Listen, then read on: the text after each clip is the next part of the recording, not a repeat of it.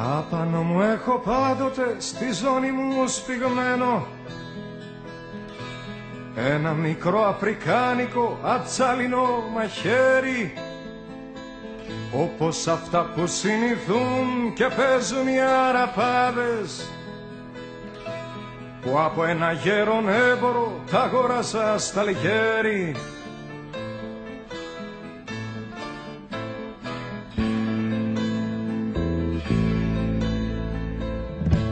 Θυμάμαι ως τώρα να ήτανε το γέρο Παλαιοπόλη, όπου έμοιαζε με μια παλιά ελαιογραφία του Γκόγια, ορθοπλάι σε μακριά σπαθιά και σε στολές σχισμένες, να λέει με μια βραχνή φωνή τα παρακάτω λόγια.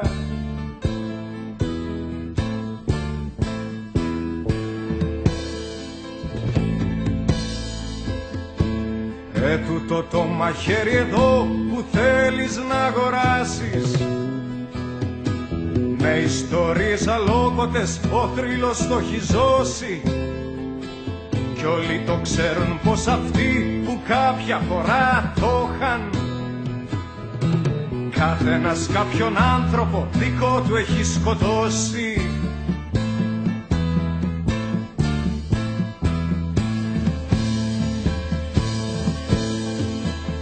Ο Δον Βασίλειος σκότωσε μ' αυτό τη Δόνα Τζούλια, την όμορφη γυναίκα του, γιατί τον απατούσε.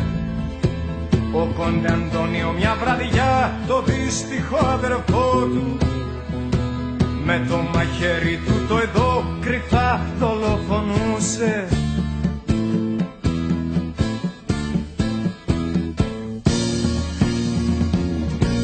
Ένας αραπής στη μικρή ερωμένη του αποσύλια, και κάποιος ναύτης Ιταλός ένα γρεκόλος δρόμο, χέρι σε χέρι ξέπεσε και στα δικά μου χέρια.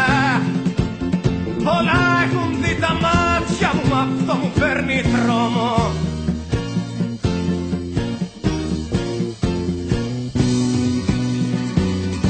Σκύψε και δες το μια άγκυρα κι ένα 20 μου έχει, είναι αλαφρύ για πιάσε το, δεν πάει πουθενά κουάρτο. Μα εγώ θα σε συμβούλευα κάτι άλλο να αγοράσεις, πόσο έχει μόνο φράγκα 7, αφού το θέλεις πάρτο.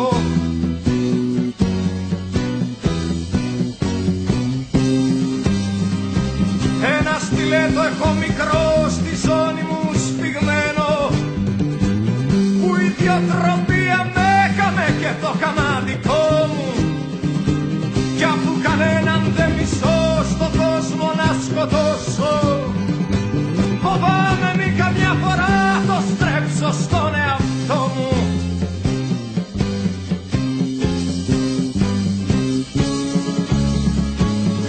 Σκύψε και δες το μια άγκυρα κι ένα 20 μου έχει, είναι ελαφρύ για πιάσε το, δεν πάει πουθενά κουάρτο. Μα εγώ θα σε συμβούλευα κάτι άλλο να αγοράσεις, πόσο έχει μόνο φράγκα 7, αφού